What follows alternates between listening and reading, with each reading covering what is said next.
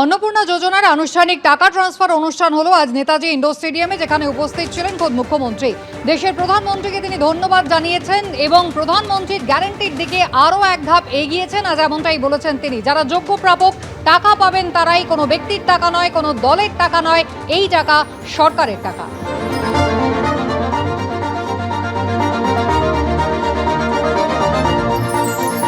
ধন্যবাদ জানাই ভারতবর্ষের যশস্বী প্রধানমন্ত্রী নরেন্দ্র মোদীজিকে। তিনি যে গ্যারেন্টি দিয়েছিলেন সেই গ্যারেন্টির আজকে পূরণ করার দিকে আমরা রাজ্য সরকারের পক্ষ থেকে, মাতৃশক্তির পক্ষ থেকে ধন্যবাদ এবং প্রণাম জানাই। 1,60,00,000 আবেদনকারী ঝাড়াই বাছাই করে আমাদের সবকে পোর্টালে আপলোড করতে হয়েছে এবং দেখতে হয় যাতে নিয়মের বাইরে কেউ না চলে যায়, কারণ এটা কোনো ব্যক্তি দলের টাকা নয়, এটা সরকারের টাকা। সরকারের টাকা উপযুক্ত প্রাপকরাই পাবেন, এটাই এই নীতিতেই আমরা বিশ্বাস করি। অন্নপূর্ণা ভান্ডারে কেউ বাদ যাবে না, আশ্বাস মুখ্যমন্ত্রীর। সিএতে আবেদন করেছেন যারা, তারাও অন্নপূর্ণা প্রকল্পের সুবিধা পাবেন। এসআইআর ট্রাইব্যুনালে আবেদনকারীরাও এই সুবিধা পাবেন। নেতাজি ইন্ডোরের অনুষ্ঠান থেকে ঘোষণা করলেন মুখ্যমন্ত্রী। আমরা এক্ষেত্রে ছাড় দিয়েছি, যারা বাংলাদেশ থেকে শরণার্থী হিসাবে এসেছেন, সিএতে আবেদন করেছেন, তাদের ক্ষেত্রে আমরা যতক্ষণ না সিএ নিষ্পত্তি হচ্ছে তাদের এই সামাজিক ভাতা চালু থাকবে, আটকানো হবে না।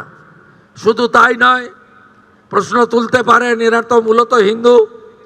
আমরা সেক্ষেত্রে আমাদের লোক ধর্ম পালন করেছি। যারা ট্রাইব্যুনালে অ্যাডজুডিকেট হয়ে ট্রাইব্যুনালে আবেদন করেছিলেন, তাদেরকেও আমরা যতক্ষণ না ট্রাইব্যুনালে তাদের বাতিল বলে ঘোষণা করছে, তাদের এই ভাতা চালু রাখার সিদ্ধান্ত গ্রহণ করেছি। এতে কি কোথাও ভুল হয়েছে? তৃণমূলের দুই শিবিরের মধ্যেও কি এবার ভাঙন ধরেছে? সোমবার বিধানসভায় অধিবেশন চলাকালীন যে প্রশ্ন উঠেছিল মঙ্গলবার কুণাল ঘোষ এবং ঋতব্রত বন্দ্যোপাধ্যায়ের মন্তব্য ঘিরে, সেই জল্পনাই আবার শুরু হয়েছে নতুন করে।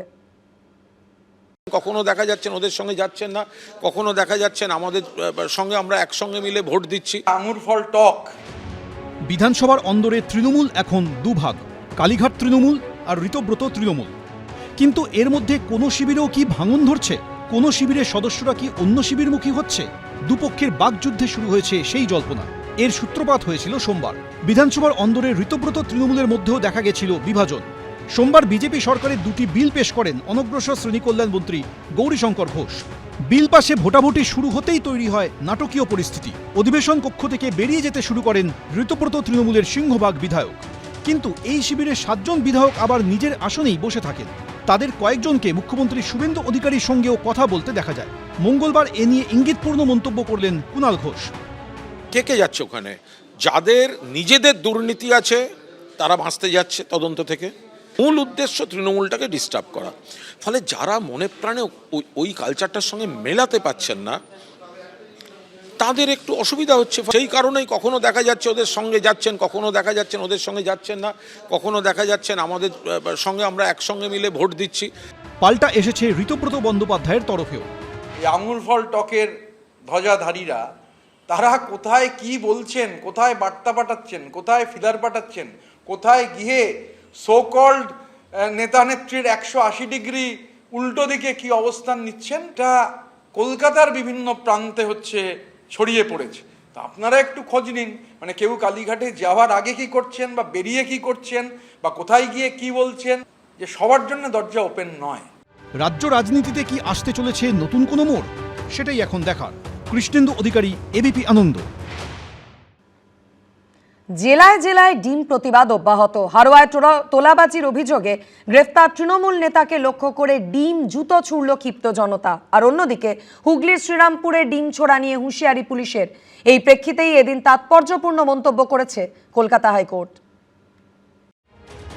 পালা বদলের রাজ্যে পাতের ডিম উঠে এসেছে হাতে, পুষ্টির আধার হয়ে উঠেছে ক্ষোভ প্রকাশের হাতিয়ার।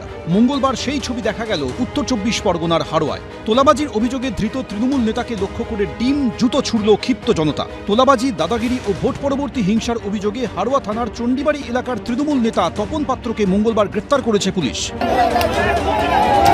থানায় নিয়ে যাওয়ার সময় তাকে লক্ষ্য করে ডিম ছোড়েন এলাকার বাসিন্দারা। চোর চোর স্লোগানও দেওয়া হয়। অন্যদিকে হুগলির শ্রীরামপুরে গ্রেফতার হয়েছেন পিয়ারাপুর পঞ্চায়েতের তৃণমূল সদস্য সুদর্শন বর। থানা থেকে বের করার আগে ধৃতকে যাতে কেউ ডিম না ছোড়ে তার জন্য বিক্ষোভকারীদের সতর্ক করে দেন শ্রীরামপুর থানার আইসি। পুলিশ কাজ করতে বাধা দেওয়া যাবে না, যদি কারোর হাত থেকে ডিম বেরোয় আমি অ্যারেস্ট করে দেবো। দাদা আপনাকে কেন ধরলো জানি না। হ্যাঁ, আপনার বিরুদ্ধে তো অনেক অভিযোগ বলছে, দুর্নীতি রয়েছে, প্রচুর অভিযোগ বলছে আপনার বিরুদ্ধে। এই প্রেক্ষাপটে ডিম ছোড়া নিয়ে এদিন তাৎপর্যপূর্ণ মন্তব্য করেছে কলকাতা হাইকোর্ট।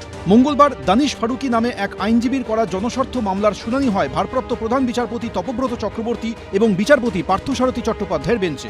রাজ্য সরকারের আইনজীবীর কাছে ভারপ্রাপ্ত প্রধান বিচারপতি জানতে চান, কোনো বন্দী বা অভিযুক্তকে নিয়ে যাওয়ার ক্ষেত্রে কি গাইডলাইন রয়েছে, ডিম ছুড়লে কি শাস্তি হতে পারে, সে সম্পর্কে মানুষের কাছে স্পষ্ট বার্তা পৌঁছানো দরকার। এই প্রেক্ষাপটে রাজ্য সরকারের তরফে অতিরিক্ত অ্যাডভোকেট জেনারেল রাজদীপ মজুমদার জানান, রাজ্য সরকার এই ধরনের কাজ সমর্থন করে না।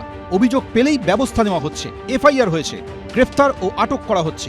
পাল্টা ভারপ্রাপ্ত প্রধান বিচারপতি বলেন, বিষয়টা এক দুজনকে গ্রেফতার করা নয়, এই কাজ করলে কি হতে পারে সেটা মানুষকে জানাতে হবে। সবার সুরক্ষা সুনিশ্চিত করা সরকারের দায়িত্ব। আমি এটা আজ নয়, আমি আগে থেকেই বলছি, এইভাবে ডিম ছোঁড়া যা চলছে, এই ডিম ছোঁড়া সংস্কৃতির বাইরে আসতে হবে। কারণ সারা দেশের মানুষ দূরদর্শনের মাধ্যমে এটা দেখতে পাচ্ছে। এতে পশ্চিমবঙ্গের খুব একটা মুখ উজ্জ্বল হচ্ছে না। কারোর প্রতি আক্রোশ থাকতে পারে, ক্ষোভ থাকতে পারে, স্লোগান দিন, প্রতিবাদ করার অনেক ভাষা আছে, কিন্তু আমার মনে হয় এটা ঠিক নয়। আর এই পুরো ব্যাপারটাই তৃণমূলী ব্যাপার। এই ডিম ছোড়ার কালচারটা হচ্ছে একটা অসভ্যতা, ডিম থেরাপি ইত্যাদি ইত্যাদি। শ্রমিক ভট্টাচার্য বলে যাচ্ছেন আর অন্য লোকেরা সেই কাজটা করে যাচ্ছে এবং পুলিশ সেগুলো ব্যবস্থাই নিচ্ছে না। শ্রমিকবাবু খুব ভালো বললেন, অথচ যারা অসভ্যতা করছে তাদের বিরুদ্ধে পুলিশ ব্যবস্থা নিচ্ছে না, তাহলে সেই ভালো বলাটার মূল্যটা কোথায় রইল? এই প্রসঙ্গে এদিন হাইকোর্টে মামলাকারীর আইনজীবী কল্যাণ বন্দ্যোপাধ্যায় আবার দাবি করেন, পুলিশ এগুলো নিজেই করছে, বিমানবন্দরের মতো জায়গাতেও এই আক্রমণ হচ্ছে। মন্ত্রী বলছেন, ডিম ছুড়তে সরকার কি পদক্ষেপ নিয়েছে? এটা ঠিক নয়, কারণ খাদ্যবস্তু, ডিম তো একটা পুষ্টিকর খাদ্য। এই পুষ্টিকর খাদ্যকে নষ্ট করার অধিকারটা কে দিয়েছে? কারো পয়সা আছে বলেই সে ডিম কিনবে আর ডিম থেরাপি করবে, এটা কোনো মানে আছে? কি এটা বন্ধ হওয়া উচিত। এই মামলার পরবর্তী শুনানি হবে 2 সপ্তাহ পর। সমীরণ পাল, সৌভিক মজুমদার, কৃষ্ণেন্দু অধিকারী, এবিপি আনন্দ। এবিপি আনন্দ, এগিয়ে থাকে, এগিয়ে রাখে।